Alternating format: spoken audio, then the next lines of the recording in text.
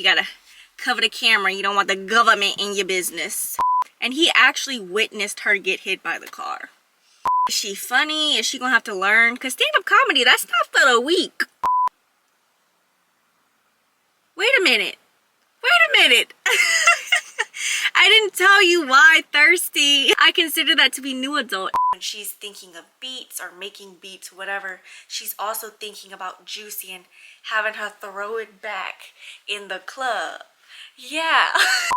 Hey, welcome back to my channel. This video is late, but we're gonna be going over the May new releases.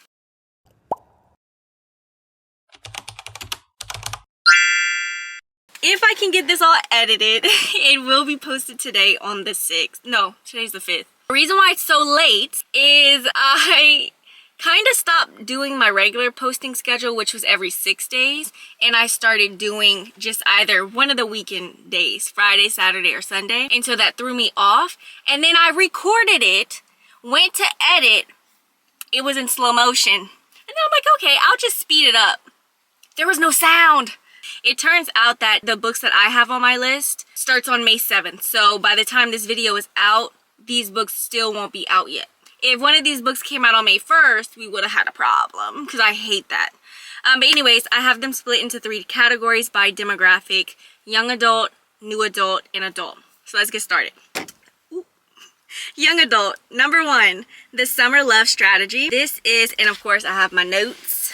You gotta cover the camera. You don't want the government in your business. This is a sweet and swoony YA rom-com about 2 friends making a pact to find summer romance like they've seen in the movies and finding love where they least expect it along the way. I'm not a fan of friends to lovers, and I have a couple on here, but I'm a sucker for YA romance, okay? And you know what it is? I think it's because I never really got to experience any kind of love or romance in high school. Sad for me. So it's like, I feel like I'm maybe living through them. I don't know. Blood at the Root. A teenager on the run from his past finds the family he never knew existed and the community he never knew he needed at an HBCU for the young, black, and magical. Enroll in this fresh fantasy debut unlike anything you've seen before. I am so excited for this because it's magic, and it's also taking place at an HBCU. And it kind of reminds me of Amari and the Night Brothers. Even, not really the plot, just, I guess, magic in school. I love Amari and the Night Brothers. It's one of my favorite books of all time. So I'm so excited to read this. And it's by a black author, a black male author at that. And we have a black MMC as our main character. And I don't really read many books by men, but where guy is the main character of a story, and this is black, so we gotta read it. Bite Me, Royce Taslim. It's a Rivals to Lovers. So Agnes was a track star, and she ends up getting hit by a car. That messes up her scholarship, so she finds another way of going about it. It's some kind of international, what is it? International stand-up comedy contest. However, her rival Royce ends up being the other competitor, and he actually witnessed her get hit by the car. So I think he's gonna be like teaching her, because I don't know, like, is she funny? Is she gonna have to learn? Because stand-up comedy, that's not for the weak. Perfect Little Monsters. The Queen Bee of Searton High School. I hate bugs. Oh my gosh. The Queen Bee of Searton High School is murdered. All the dead girl's friends are suspects, and each one has a reason for wanting her to die. If there's one type of book that gets me every time, I know I mentioned YA romances, but honestly, it's YA thrillers. I'm gonna eat it up every time. There's just something about a 16, 17-year-old, maybe 18, depending on the book, in high school figuring out who did it before a detective does. Is it realistic? Not really, but I can't tell you how many YA thrillers I've read in my lifetime. It Waits in the Forest. Drawing from the darkest corners of Caribbean mythology. This is a chilling tale of magic, murder, and how far we'll go to protect what's ours. This is perfect for fans of Angeline Boulley and Tiffany D. Jackson. I've never read Angeline Boulley, but I have read Tiffany D. Jackson, so I'm super excited for that. And I have another book that's based on mythology on here, and I know I had said in a video that I don't really know if books with mythology retellings are my thing, but I think it's more specifically Greek mythology, because Greek mythology, I can't comprehend Greek mythology. However many times I've read it, I still have questions, but I'm wondering if I just need to push that aside and read other kinds of mythology, because there was a fantasy book in one of these videos that had come out and I read it.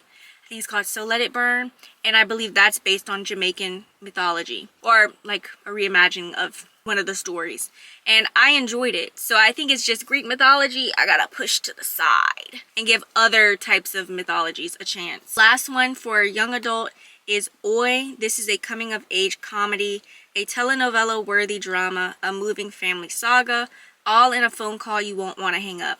I have high expectations for this. If you are gonna tell me not only is it a comedy, but it's telenovela worthy drama, I've got a lot to expect. I read Relative Strangers, which just came out, I believe, in April. Yeah, April 2nd, and I read that. It's in a video somewhere. I didn't like it because it told me all of this in the synopsis and it didn't give. New adult. I only have one book, and I'm going to tell you why I have it in my new adult section. This is called Thirsty by Jazz Hammonds. She is the same author that wrote We Deserve Monuments, which I did read.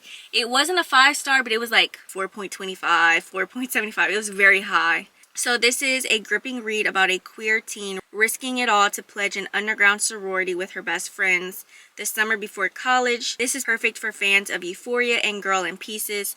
I'm assuming Euphoria as the TV show and Girl in Pieces as the book. I've never read Girl in Pieces. Did read further about this, and this book is going to discuss alcoholism as well. My last category is adult. We have quite a few. The Deepest Lake. This is an atmospheric thriller set at a luxury memoir writing workshop on the shores of Lake Adelan, Guatemala. A grieving mother goes undercover to investigate her daughter's mysterious death.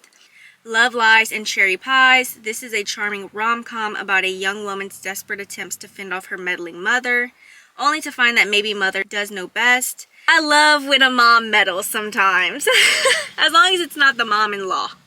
Yeah, I don't like that, like the mom-in-law of a guy. We don't play that mess. It feels like this one might be a mix between like one of the auntie books by Jessie Sintanto and Say You'll Be Mine. The return of Ellie Black. Detective Chelsea Calhoun's life is turned upside down when she gets the call Ellie Black, a girl who disappeared years later. Wait a minute. I didn't tell you why Thirsty. I consider that to be new adult, even though I think the author is promoting it as young adult. The characters are 18, I believe. However, they're not in high school. So for me, that's new adult. They're technically probably not even in college yet either, because this seems to be the summer before, maybe. Yeah, summer before college. But for me, that's new adult. And I do know that not every book that has high school in it or high school age kids are going to be YA, because if they have heavy content, sometimes it can't be considered YA. But this, I mean, they're not even in high school in my opinion, that's new adult. Anyways, I totally forgot about that. What was I saying? Oh, the return of Ellie Black. So a detective gets a call that Ellie Black is back. She was a girl that disappeared years earlier. She's resurfaced in the woods of Washington State, and it leaves Chelsea with a bunch of questions. Because, girl, where you been? And why are you here now? Lavish or Lavish? I think that's Lavish. At First Sight. So we have a girl named Ellie. This is a lesbian romance. We have a girl named Ellie who works in tech marketing. Where she works specifically, she does not like. She has like a micromanaging manager. She has her ex-boyfriend that's working there. It's not going good for her. Her parents ask her to attend a food packaging conference in Chicago to help promote their company and to win an ad slot for the Super Bowl. At this conference, she meets another girl named Vanya. They have a lot in common, like being both Armenian. However, it turns out that Vanya is the daughter of their rival. According to Ellie's mother, Vanya's family is out to whitewash and package Armenian food for the American health food crowd. So now Ellie and Vanya are having to compete against each other, but it's like they probably have feelings by now with each other, and they kind of gotta push that aside because now they both are rivals at this point and they're both having to compete. Here for the Wrong Reasons is another lesbian romance. I had a bunch of lesbian romances this time around. This is a lesbian rom-com. I keep spitting. Two dating show contestants vying for the affection of the leading man fall head over heels for each other. Yeah. The 7-10 split. We have Ava and Grace. They have some sort... This is a lesbian romance. I need to count after I finish everything to see how many I have. They have some sort of rival that has to do with bowling. And Ava is a teacher. Lo and behold, Grace... And she's been working there. She finds out that Grace is now working there as well. And in the past, they actually shared a kiss. And they just kind of... Oh. I guess you could say it kind of changed their dynamics. But anyway, fast forward back to the present. Grace is now also working as a teacher at the same school. And Ava has been wanting the principal to create some sort of bowling team. And... You scared me. And he said, yeah, we go do it now. Mama. He said, yeah, we go do it now, but you gotta work with Grace. Yeah, so now these rivals are having to work with each other. My mom's putting stuff in the garbage. So now they're having to work with each other for the bowling team. Goddess of the River. This is a reimagining. This is the other kind of mythology reimagining I was talking about. This is the story of Ganga. I'm gonna say Ganga, who is goddess of the river, her doomed mortal son. This is the same author that wrote Kaiki. I've been wanting to read this one. I guess I kind of put it on the back burner because there's only so many different books that I read, and I like to settle. I am back in the house because since I was filming outside and where I had my camera, it got super hot and it turned off. As I was saying, I tend to settle for the same genres that I read, which are thrillers, maybe coming of age stories, and romance. However, I mean, I feel like I can't really say that anymore because especially this year, I've definitely been branching out there and reading different kinds of books. This is still definitely a book that I'm not kind of like going out of my way to read. But especially if there's an audiobook, I'm gonna definitely read both of these. But this is A Mother and a Son, A Goddess and a Prince, A Curse and an Oath, A River Whose Course Will Change the Fate of the World. Looking for Love in All the Haunted Places by Claire. I always want to say Kahn, but I'm pretty sure it's Can because it's K-A-N-N. She is the same author that wrote, I forgot what it's called, but it has an asexual character, and that was my first time reading a book with an asexual character. This is about Lucky Heart, who has a special affinity for the supernatural. She's estranged from her family, she's lost friends, she's been rejected from graduate school twice. Things change when she gets insider info about a troubled production company. Every actor on their new show mysteriously quits after spending 3 nights inside Hennessy House, which is an old Victorian that has a notorious reputation. She goes to investigate and meets a man named Maverick, and there's instant chemistry, and I think somehow this house is gonna like intervene somehow. I am a little worried because the other book by her that I read, it's gonna haunt me if I don't remember what it's called. The Romantic Agenda. There was kind of instant attraction on there, kind of, not really, but instant attraction, instant chemistry can definitely go wrong very quickly.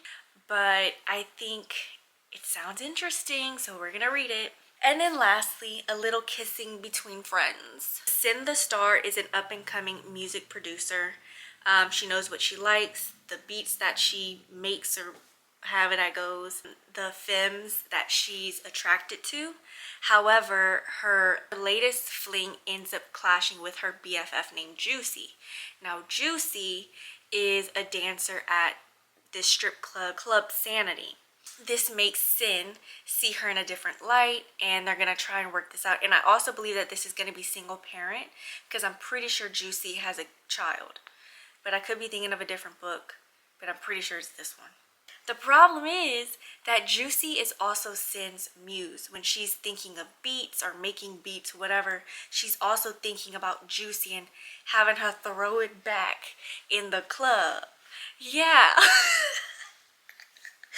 So that should be very, very, very interesting. This is also a lesbian romance, so let me go ahead and count because I'm telling y'all I had so many. So let's go from the top. The Summer Love Strategy, Thirsty. Now watch it, it's not a lot. Lavash, At First Sight, Here for the Wrong Reasons, The 710 Split, and A Little Kissing Between Friends. So 6 lesbian sapphic romances on my list. Of course, most of these are going to be BIPOC as well because y'all know that's what I try to mainly read. That's what I prioritize, honestly. These are the books that piqued my interest when I was looking for May releases. That's it for today's video. Let me know down in the comments if you're planning to read any of these, or do you have a May release that's releasing in May that I did not mention. Let me know down in the comments, and I'll see you next week. Bye.